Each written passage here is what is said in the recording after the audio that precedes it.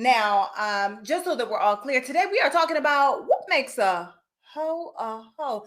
And because I'm on various platforms and certain words are they get you in trouble, we're gonna say gardening tool. Yes, what makes a gardening tool?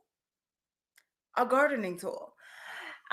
is a question that came up a while ago, but I'm gonna give y'all the deets on that in a moment. For those of you who don't know me, hey sunshine, I am Dr. Donna Oriowo. I'm a sex and relationship therapist in the Washington, D.C. metro area and author of Drink Water and Mind Your Business, a Black woman's guide to unlearning the BS and healing that self-esteem.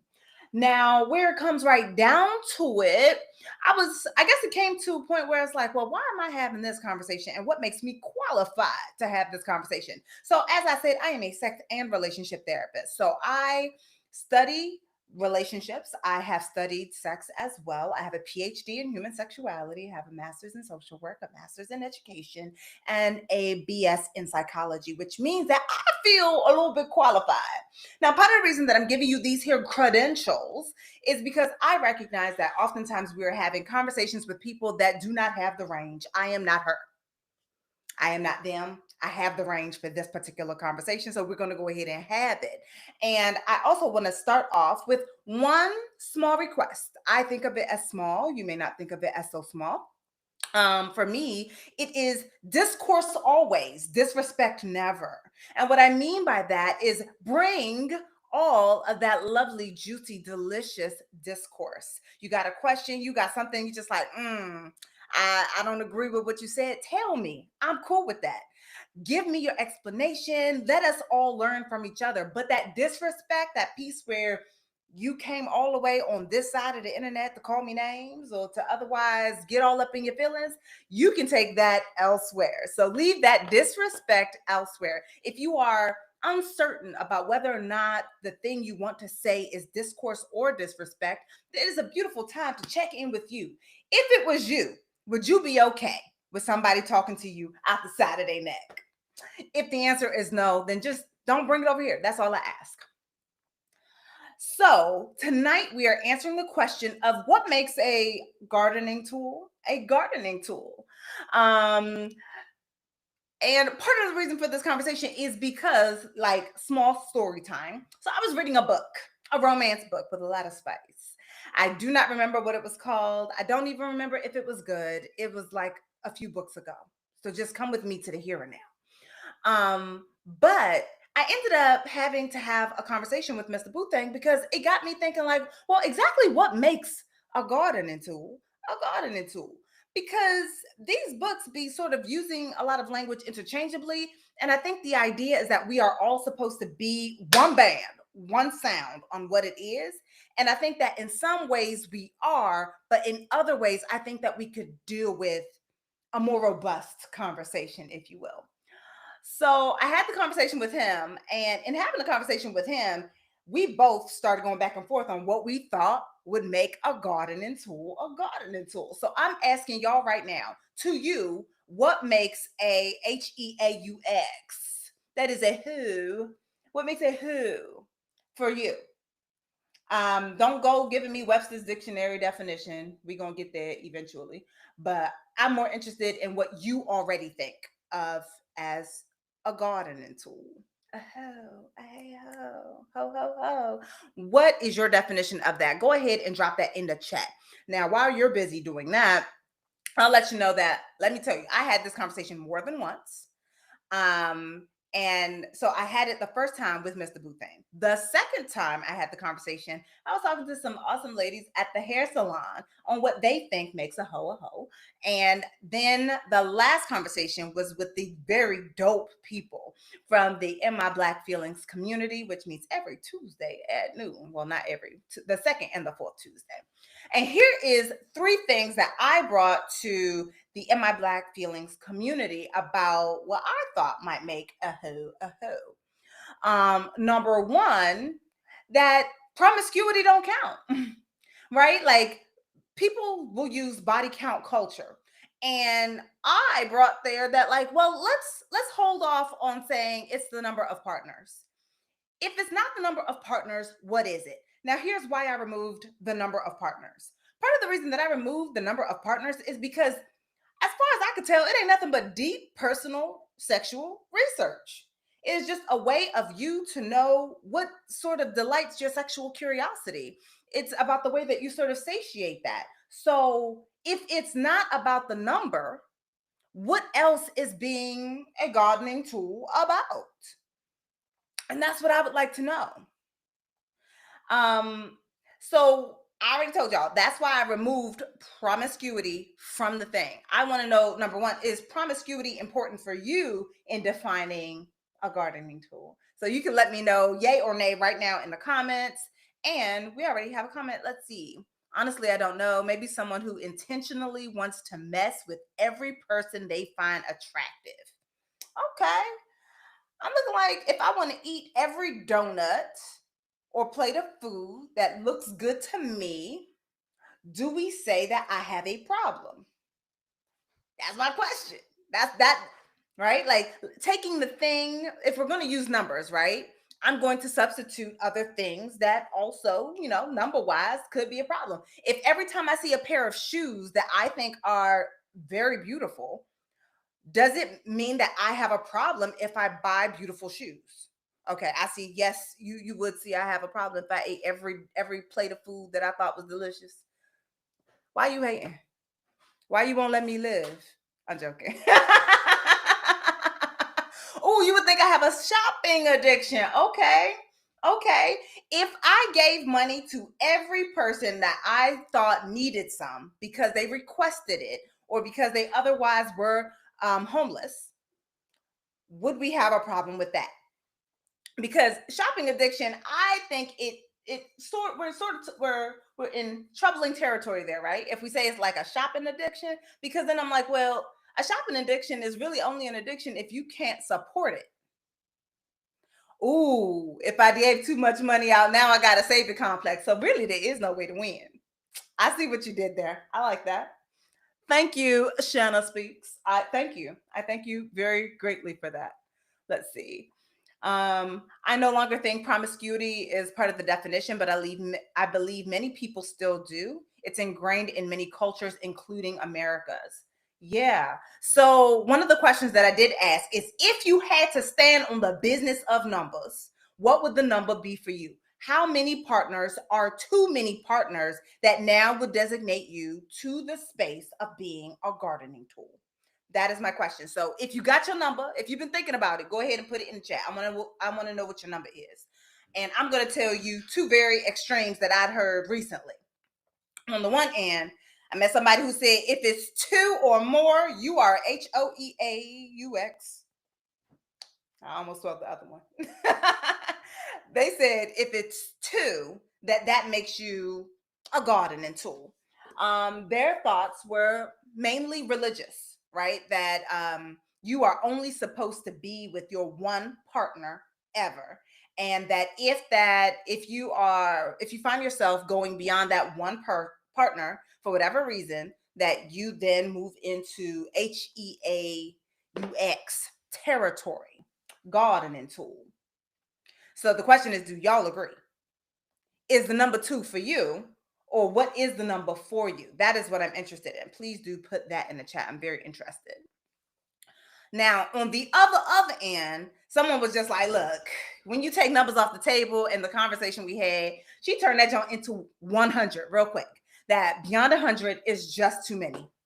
But let me go ahead and also enlighten you with a little bit of statistics as well. So there is a study that was talking about like the average man has about like 7 or 8 partners in their lifetime. And the average woman has about 4 to 5 partners in their lifetime. Here's the problem with statistics, right? There's statistics basically just tells us the average. It means that there are some people who have far fewer partners and people who have way more partners, right? So that's the thing about statistics, number one. But the other thing is we have to consider who's most likely to take these tests and whether or not they are likely to tell the truth. Because statistics, a lot of it goes by self-report, which means that I'm the one that has to tell you my truth. and I could decide not to tell you the truth. Consider, for some men, it is a badge of honor to have multiple partners for hoeing, in the garden with the tools, right? Like it is beneficial to them to have more partners because then they are seen as that person, right? Like they did it. They got that. Ooh, yes, right? And for some women, it is seen as gardening tool behavior to have too many. So you got someone who is incentivized to lie high and someone else who is incentivized to lie low. So I end up being in the space of, are these numbers even accurate in the first, second, or the third place? And does it matter, right? Like, why does a number matter to you? If a number matters to you, can you tell me why it matters to you? That's what I would like to know. Why does the number matter? Let's see. There's nothing too low for someone who wants to call you that and then just be disrespectful. Yeah, you're right. You could say you are the Virgin Mary herself. You have never lain with a man or woman or even used a toy for your titillation. And still somebody is going to find, if they don't like you today, they are still going to call you a name tomorrow. Let's see. Oh, okay. More than your age. I kind of like that as a numbering thing, like more than your age. So, like, I mean, because generally speaking, for the first so many years of somebody's life, they're not going to do anything anyway. It means that by the time you get to say the average person, again, remembering that averages, sometimes people are higher and sometimes people are lower. The average person has their debut, if you will, to gardening.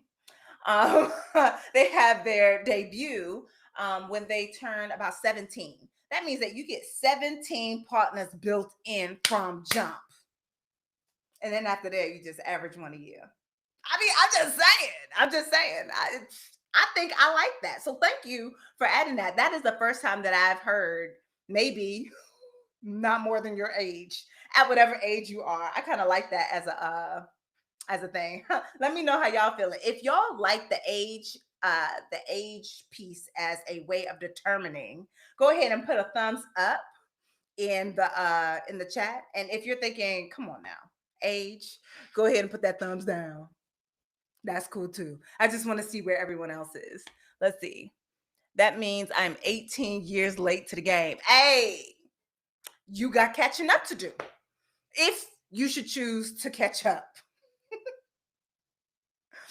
But I love it.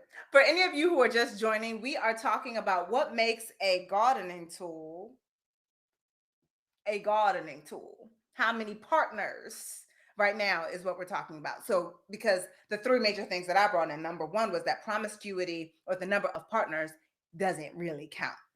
Now, I told you that on the extreme was 2. That was on one end. The other end was 100. They were like, after 100, that's too many. And quite frankly, it felt like a throwaway number, right? Like it didn't really, it wasn't really mattering to the person. Oh, okay. There's definitely a thumbs down to the number, being your age. That they said no. Is that number 2? Is it too low? Is it too high? What are you thinking? No. I would like to know where you are.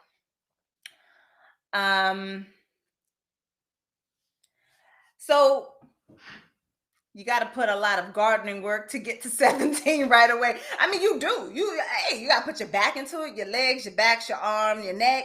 All these things could be pending you, right? And yet, if you have the stamina and the will to do this much gardening, it is up to you, right? Like, who am I to tell you don't garden? I just say, wear your protective gloves as you do so that you can protect your hands from blisters as best you can. It does not mean that you are a bad gardener if you should get blisters. Y'all following me, right? Y'all following me? Because I hope this doesn't show up on like gardening, like the gardening side of the internet, because that is not what we're talking about. But if you're using your protective gear, if you are talking to the others who would like to garden with you about what you have gardened before, what you've planted, if anything has ever sprouted, then all parties involved get to make an informed decision about what it is that they want to do. So, yeah, there's nothing to. Oh, yeah, yeah. I read that one already. No more than the number of fingers on one hand. Okay, so that's where you are. If it's more than the number of fingers on one hand, that's too many. So some people say the thumb is not a finger. Does it count or does it not? Because I need to know whether or not we are 4 or 5. And if you're one of those people that have more than 5 digits, I guess then you can do what you like. I'm just spitballing here. I know I said that I was gonna be silly. I hope y'all got that. If you got the emails, then you knew I was gonna be silly.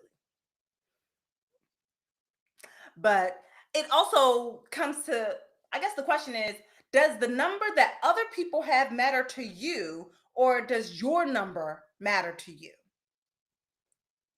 Because sometimes, quite frankly, I feel like people are afraid of the judgment of others, which is why they're choosing a number at all. But who is the one that spawned the idea that there should be a number and what the number should be in order for you to not move into gardening tool territory, right? To just be a casual gardener versus being a whole tool for it.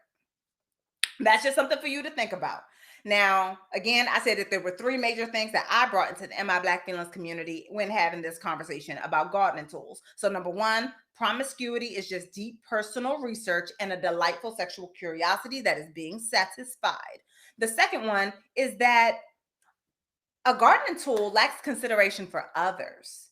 So, in taking it out of the numbers game altogether and saying instead that what else is there about a hoe that would make it so that someone is like, yeah, this is when I know that you are a gardening tool. Someone brought in, I think it was from the beauty salon. Actually, they said that a gardening tool just lacks considerations for others. They don't think about other people. They don't even. I even added in that they don't think about themselves. So to that end, I started talking about from my book. I started talking about self-esteem specifically. There are 4 types of self-esteem that I talk about in this book. One of them is secure self-esteem. The second is vacant self-esteem.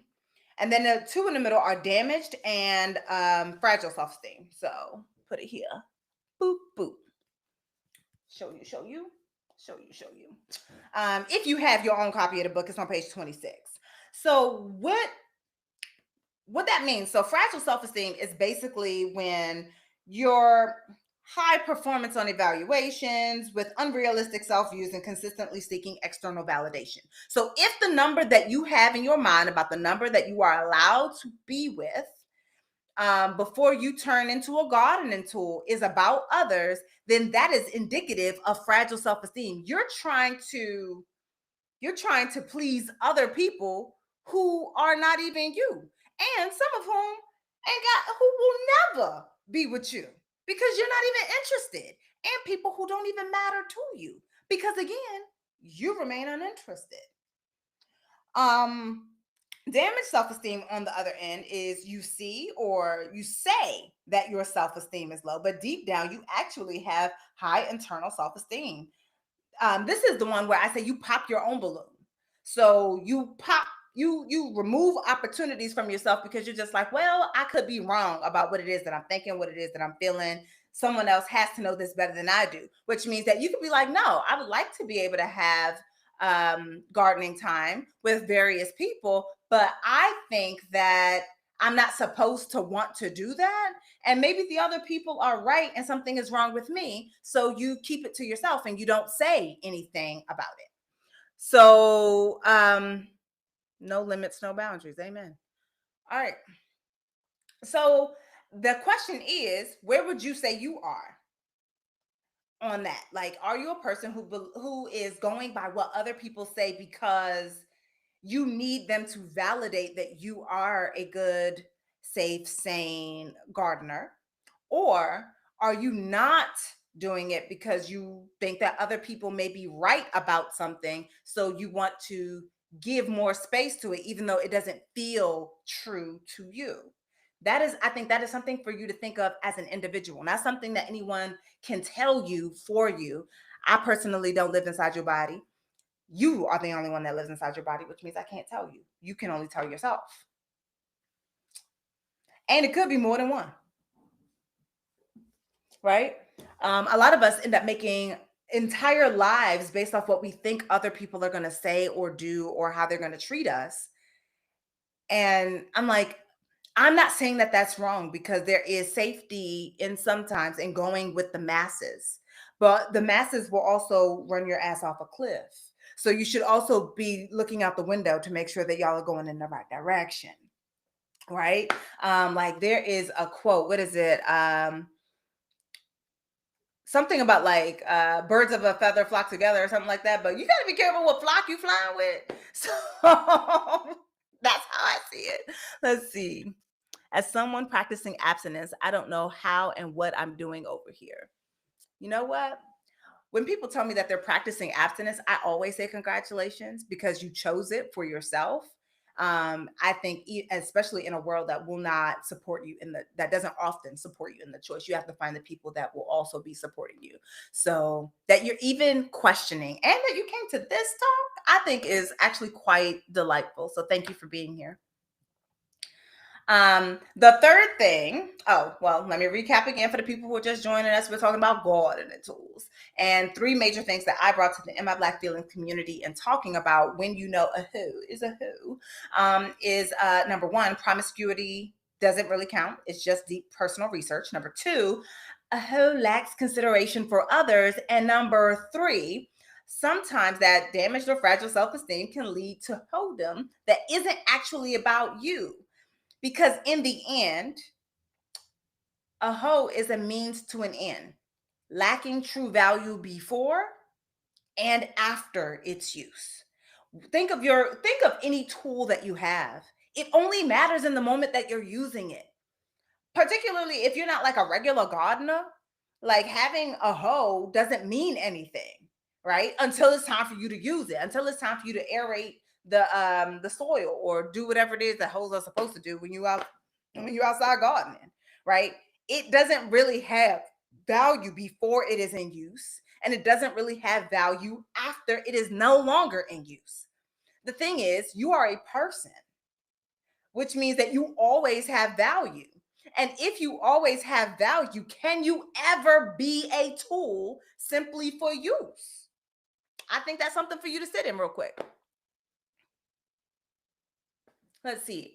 I think I see a lot of damaged self-esteem in me. I think I'm pretty cool, but constantly get messages that I'm not great because I'm different.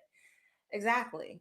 And I think that that is part of like the conversation here, right? Like you're having a different take on this piece of who you are doesn't mean that there's something wrong with you. It just means that the way that you are may be different from how some of the people around you are presenting themselves as being, which is not the same thing to say that they are not who you are. It means that they are not presenting who they are.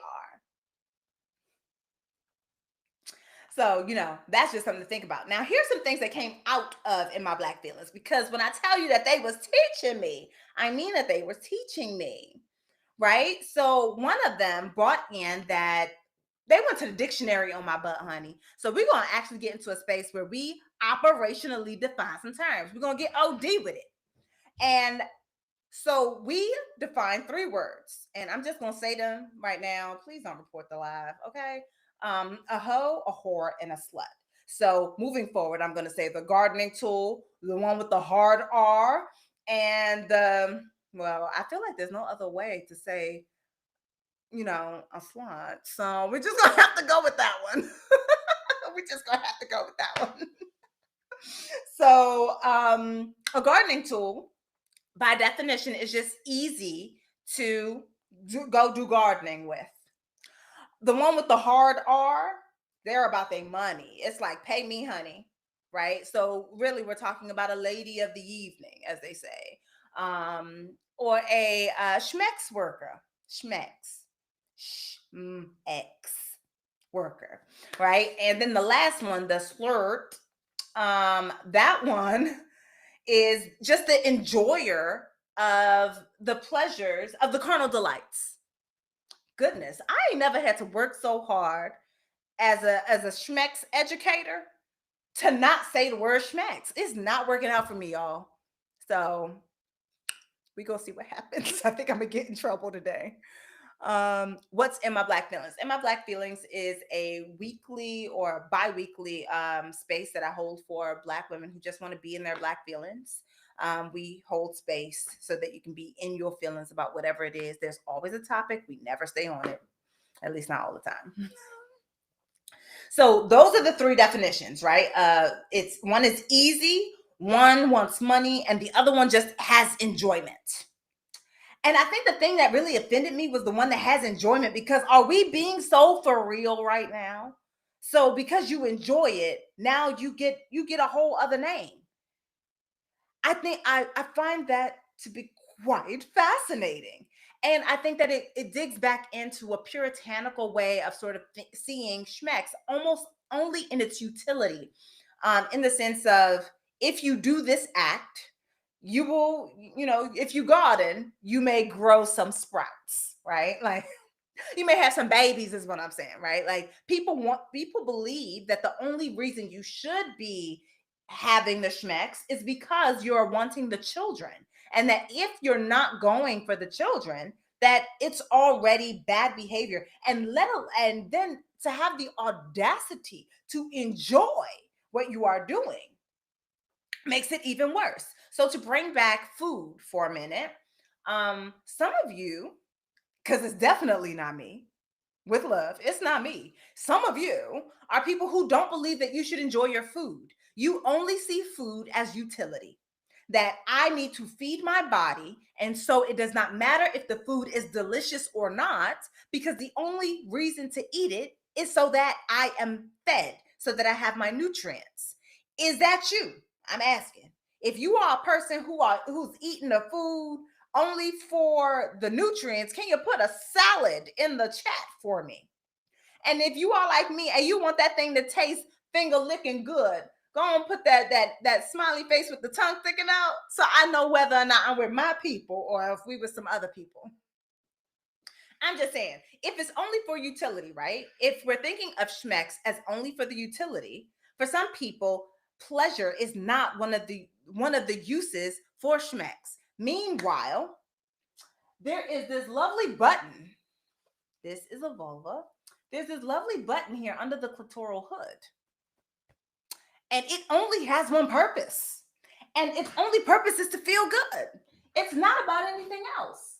Which means that the idea that is not supposed to be for your pleasure is already wrong from the jump. You get what I'm saying? Okay, come on with the tongue. Okay, nobody over here, but okay, I see some tongues over here. These are my people, right? Meanwhile, I didn't see anybody put a salad, which means that you don't believe that food is only for the utility of making sure that you're fed. You also want to enjoy it. So even if you trying or not trying, I'm like, has anyone ever eaten a food that you knew was never going to get you full? I am guilty today, and I don't want no judgment, of eating an entire sleeve of Oreos. Mind your business. I know that I should not have had an entire sleeve, but my spirit said, "Chow down, child," and so I did. I was still gonna be hungry, but I wanted that dang on sleeve of those Oreos. I get the Oreo thins with the blonde ones, the golden ones, whatever the color you want to call it. Them. That's the one that I was just like, just one after the other, y'all. Like, yes, I like that. Pleasure is important. I agree. There are many mental and emotional benefits to pleasure, but we are taught that if we are going to be morally high or correct, that pleasure has to be one of the furthest things from our mind. And I think that that's a unfair ask for many of us. It's just not okay for it to just be that you're not supposed to be wanting the pleasure. I don't think that part is cool. So when considering the difference between a gardening tool, the hard R, and a sleuth, um, we have to consider where these things came from and why they are thought of in the way that they do, right? Like even the hard R, like this person that is out for monetary gain, you have to also consider that at some point, women were the monetary gain. They were the thing that were sold in a way, right? You went from your father's ownership to your husband's ownership. So the idea then that you would take any level of agency and use what you might have had, which may have been the only thing that you had because women weren't allowed to have bank accounts and property and et cetera, until the 60s. That's the 1960s. Then it would also then make sense that you do what you feel like you must do in order for you to be okay by having some level of monetary gain. And yet we have a name for those people who do that thing. And I would also like to point out this. I said that you go from your father's ownership to your husband's ownership. I already know this is heteronormative, but that's also what it was because they were not checking for or even thinking that LGBTQIA folk that we should exist. Existed since the beginning of time, but neither here nor there, right? And they believe that when a woman participated in schmex with her new owner, her husband, that it was about doing a duty and not about the pleasure for them, and that the pleasure for them shouldn't matter. So for me, when I think about this, I think, why don't we have any equivalents for males, right? These words default female, right? When I say gardening tool, hard R, or sleuth, most of us are very likely thinking of women. We're not thinking of men. And we have to consider why we're not thinking of men. And it is because men have not been property in the way that women have been property. So that's just a little something to like think about. Right. So one of the questions that also came out of in my Black feelings was, is man whore more or less derogatory than hoe or whore or sleuth? What would you say? Yes or no? Is it more or less derogatory? We came to the conclusion that it was not as derogatory because it was almost like a way to also simultaneously shame and pat somebody on the back to say like, oh, you dog, right? Like, look at you. You've just increased your value in our eyes by your ability to gain gardening partners. Right. So like the more gardening partners that a man has, he is seen as a professional gardener, not as an easy peasy out there squeezy sort of gardener. I also, I'm going to take y'all on this aside. This is my aside. My aside here is that it makes me feel really bad for men. Here's why. You have such negative impact and such negative value that the only way for you to gain value is for someone else's value to be destroyed. It's wild. Because if the only thing that can make a woman worth less is a man, then that man has to already have been worth less than she in order to take her value, enrich himself in value, and decrease her value. And that's kind of sad. That's, to me, that's kind of sad to say that men have so little value that when they lay with woman, that they can further ruin her. I don't think that people see it that way or have seen it that way, but if I have a bushel of apples and one of them spoils and everything else spoils, I'm like, dang, the whole thing is bad because of this one apple. I'm saying the same thing is happening in many ways in the way that we talk about women as gardening tools or hard R's or sleuths, is that because they are so without value, that because they are at such negative value, that to be in their presence for pleasure or enjoyment ruins you too. That's kind of wild. That's kind of tough. It's kind of something to say. Honestly, because of sexist patriarchy, the terms will never hit as hard to men because there isn't a follow-up implication of punishment or violence. That part. There's never the follow-up threat, like the follow-through to the threat of what it means for you to be out there freely giving away sausages. Right? Like no one is saying go you shouldn't do that, right? Which is, I think, also kind of ironic because a woman can only be impregnated once, maybe twice in a year, right? Which means that there's a limit to the number of live births that any woman can have in any given year. But a man can be responsible for hundreds, if not millions, of kids in the same year, depending on his stamina. So I'm just saying, I think that we regulating the wrong people. But when you think of women as property and not as people with individual agency, it is easy to see, number one, how we sort of apply these words of gardening tool, hard R's, and sleuths, but also how then we can see that these words will never apply to men because they do not suffer the same consequences because they have never been property. So I feel like y'all just answered that question. It's not the same. Now, someone did suggest that maybe to say that a man is a smex addict is the equivalent, except that it also denotes a level of care to say that there's something mentally, emotionally wrong with this person. And so we will offer them additional care, sympathy, and empathy so that they can be a person who is no longer a schmex addict. I also like to say that as a sex and relationship therapist who is certified by the American Association of Sex Educators, Counselors, and Therapists, we do not recognize sex addiction as an actual addiction. We believe that the world is a little bit too off for us to be able to do that. And that really it is compulsion, maybe in general, but certainly not specific and only to smacks.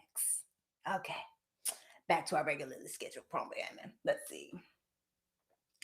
Um, Now, someone else mentioned in my Black feelings that, like, what about where it comes to like loose coochies, right? Like as a way to determine and be able to talk about the fact that, well, if you have a loose cooch, then that is indicative of a gardening tool status, right? Like you've been doing it so much that you don't wore the morsel loose. Here's the thing: it is a muscle. I would like to repeat that. It is a muscle. What happens when you work out a muscle? Does it get more flabby or does it get more firm? Right? So I'm like, number one, let's use some regular sense. Right? Let's use some regular sense. It cannot become loosened because of use, right? Use just flexes that muscle. It makes that muscle a little stronger. It can make that muscle a little tighter. It can make that muscle right. I mean, you can pull a muscle. Have you ever? Ooh, no, don't do it. Right. So like you get stronger. And yet we've decided that it means that it's loose. And really the same way that we know that sausages come in various sizes when you go to buy them from the store. Um Gardening tools, some of your gardening tools also come in various sizes, right? The anatomy also comes in various tunnels. Look, I'm working hard over here. Tunnels also come in various sizes. Some of them are more narrow, some are wider, some are shorter, some are deeper, some are some combination of changes between hither and thither and here and there, right? It does not mean that anything is wrong with the sausage or the tunnel. It just means that some tunnels and some sausages may not be compatible with each other if you're only looking for enjoyment of gardening in a very specific way. Gosh, I just worked real hard. Somebody pay me. Like somebody pay me. Oh, goodness gracious.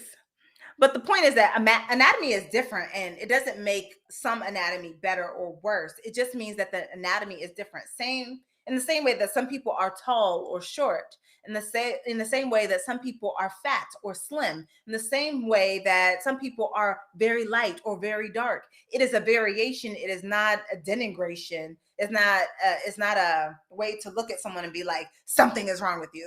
There's nothing wrong. It's just the way that life is, right? C'est la vie. It's the variations of life, and not a judgment to make on people for something that is beyond their control. So, part of the reason that I even wanted to have this conversation is because I think that it has been very easy for us to use these words to throw them around like darts, pop, pop, pop, pop, pop, and just sort of beam them at people.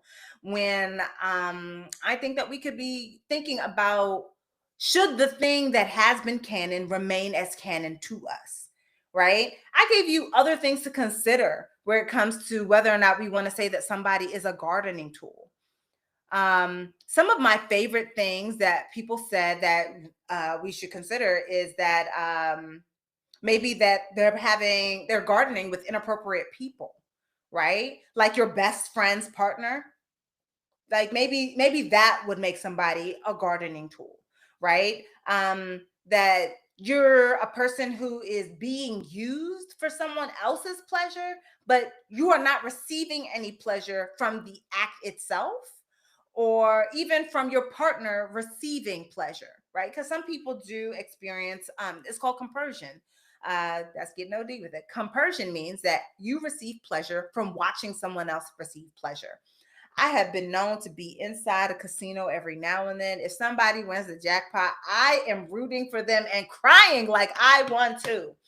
I know then I don't know this person. I don't need to know this person. The fact is, I'm happy for you because you won, because somebody should. And I'm happy that it was you, even if it can be me. Right? I am a person who experiences compersion pretty semi regularly. I can always be happy if somebody else is happy. And there's that one picture of like, gosh, what is her name? People be using it on the internet. She laying in the bed, smiling, looking at the phone. You might be a person who also experiences compersion. You get pleasure from somebody else's pleasure. And I think that that is a beautiful thing. But if you're not experiencing at least that, but you're being used by someone for their pleasure, I thought that that could be gardening tool behavior. Someone else mentioned self-loathing. Like if you don't like you and you are doing things, or you're lacking in morals, or not taking care of your responsibilities, that is gardening tool behavior. Using a person or changing up without a conversation, they also said was gardening tool behavior. But the one for me that really won was that a gardening tool lacks consideration for others. For me, I was like, ding, ding, ding a ling, ding. That one won for me. Because not considering others, not considering their bodies, their feelings, their pleasure, their needs, their desires. Um, it's almost like you don't care about that person. And I think for me, the gardening tool behavior within that would be the part where you're not honest about it. So many people are pretending to be or want something that they do not want in order to have access to someone's garden, or to being able to garden with the person that they want to garden with. So they tell all types of lies. That to me that would be gardening behavior. And you'll also note that a lot of the things that I think of as being gardening tool behavior are beyond the binary of, does it belong to men or does it belong to women? It belongs to anyone who is practicing in that way. So, I mean, Now's your moment. If you have a thought, if you have a question, please do place it in the chat. I am more than happy to learn from you. Mm. Someone said, great perspective to think about. We are in a male centered society.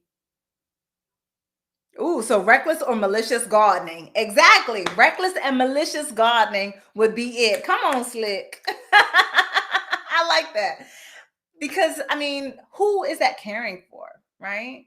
And quite frankly, when someone, and this to me is like across the board, when people are malicious and reckless and harmful, like it's one thing to cause harm and maybe you didn't understand, but if someone is telling you like, hey, this thing that you're doing is causing harm, here's the impact of this thing that you're doing, and you basically be like, who cares?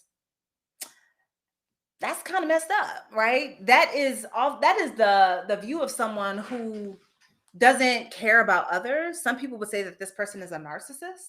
I'm not going to go that far because I'm a therapist and there's more diagnosable criteria that is required for that. But just I think about like what it means to be that level of greedy or gluttonous, that you want what you want and you take what you want and everybody else be damned, right?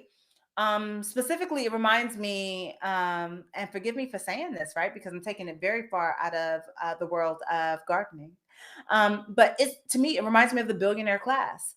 There's something very gluttonous about the idea that you would continue to take and to take and to take and to take. And despite the fact that you are literally seeing the impact on others and you have everything that you need and you will for several lifetimes, despite the fact that you can only live one, um, they still want more, right? Like there is never enough. And they don't care what it costs other people for them to have it, right? Because to me, that is a question. This amazing man, Stevon Lewis, he spoke about the cost of good. He did an episode of my podcast, Desire Dialogues, with me, Dr. Donna. You can watch it on the tube. I feel like I can't really say that on some of these other platforms, so I'm just going to keep it right there. And in it, he talks about the cost of good. And that is something that I had been sitting with ever since. What does it cost to have good things in life? The things that you want in life. And I think that sometimes we have to think beyond what we get, right? There's something beautiful about getting what you want, but also consider what other people want. There is a book by Dr. Candace Hargons. She wrote the book Good Schmecks. It came out this year. It is a very good book. It's like gray cast cover with red bold letters. I will be doing a giveaway of that book before the year is out. You have to follow me on social media in order to be able to see that. And specifically, you need to be on the gram in order to know about that. And or be on my email list, one or the other, right? So I'll be giving away a copy of that book. And part of the reason that I'm giving away a copy of that book is because she talks about creating your schmexual recipe. And in that, it got me thinking about like how many of us are gardening things that other people told us that we're supposed to garden using tools that other people told us we're supposed to use. I'm trying to figure out how you win in that. When your whole life is about what other people think and what other people say and what other people want for you, at what point is it yours? Real question. So are you living your schmeck's life? Are you gardening for you or are you gardening for others? And how can you do so and be a good community member, knowing the cost and also evaluating if some people are giving you cost that doesn't exist, right? Like, I think that the cost of wearing the cloak of being a gardening tool is heavy. I think it's heavy, especially if somebody ever calls you that hard R gardening tool or calls you a sleut, right? Like these things can be heavy for you and have personal, mental, emotional cost. And yet, I don't think that we spend a lot of time thinking about what it even means for someone to call you that. You're a person that enjoys the thing that you do. You're a person that likes to use different types of tools. I mean, this is what we we use to call somebody a gardening tool? Is that enough for you? Right? Is it enough for you? Do you need to be looking at maybe your your community? I don't think, like, it's been a very long time since I've ever called anybody a gardening tool with any level of seriousness, right? I had to sit in it because I have to consider, what does it cost for me to call somebody that? What does it cost them? What does it cost me? And am I okay with separating myself and them from their humanity by making it so that you have to practice perfection in this way in order to please me, a person who was never going to be with you? I think it's just something to think about.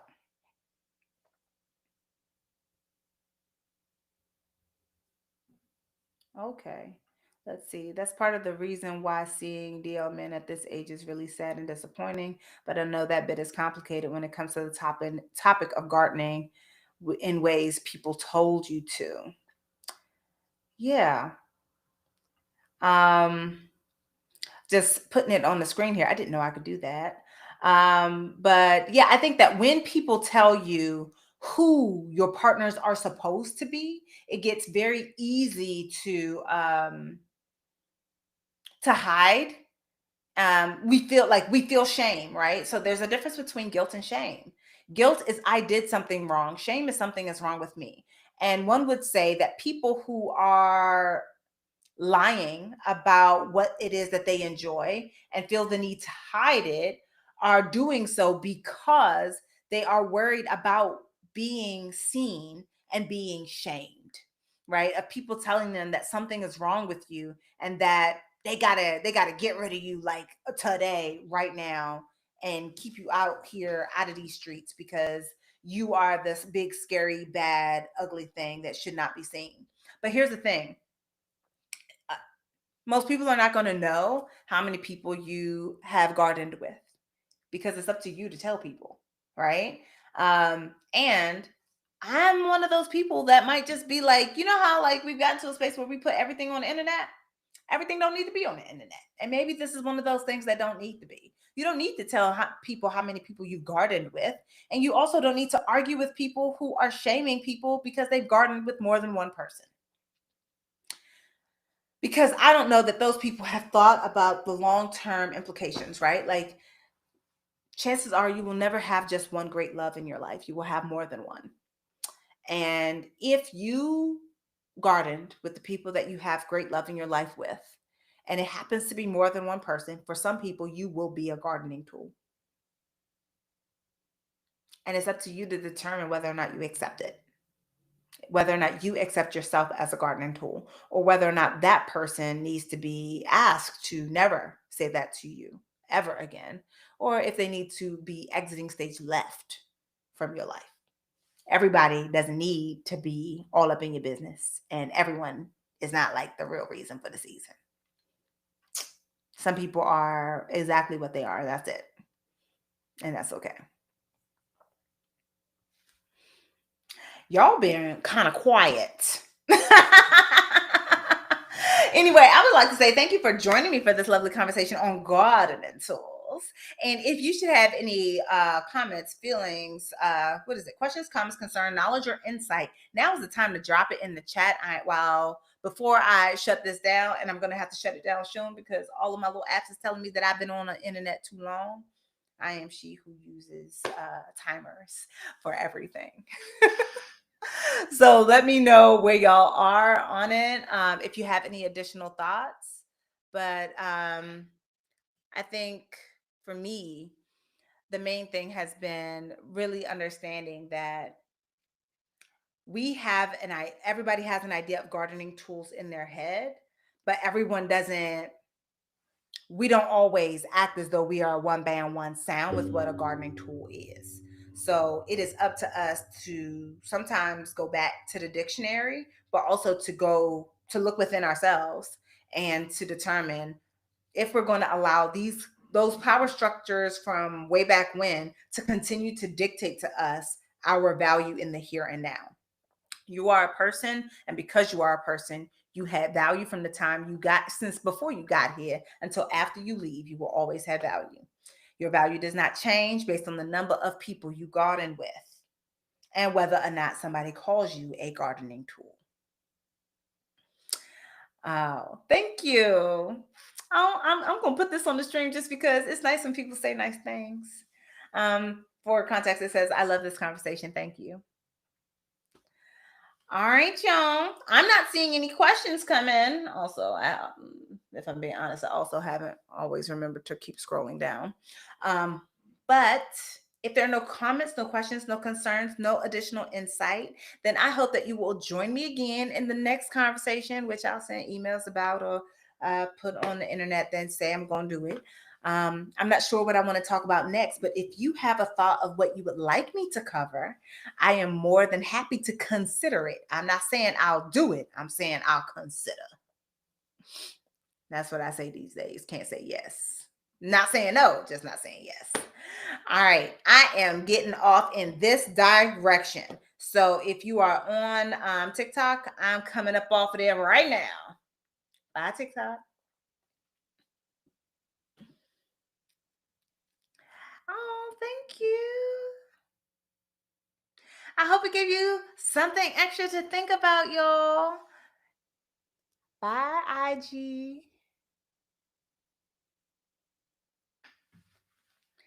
All right. It's just us, YouTube. Y'all have been awesome and amazing. You said you never heard what clarified? Oh, the difference between the gardening tool, the hard R, and the sloop.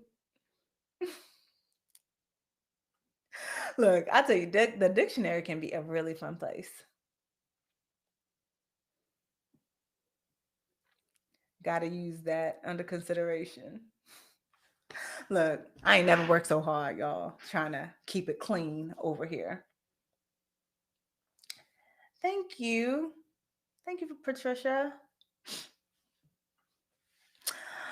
All right. We have had a conversation to me that is, if anything else, it is about critical thinking as well as critical feeling and bringing in other ways of knowing. There are ways that we know that something is off in the world around us, but because the world around us have always said that X is true, we go with X is true. So this type of conversation was made for us to consider just how true this thing actually is, where they got it from, why we say it, why we repeat it back, and what we want to do next, given the givens. If you are interested in getting your own copy of Drink Water and Mind Your Business, where you can learn more about the self-esteem types, fragile and damaged, that I talked about, and how to get up out of it, you can get yours wherever books are sold. Including drinkwaterbook.com. And I will be doing a read along this November. All right. Bye, y'all.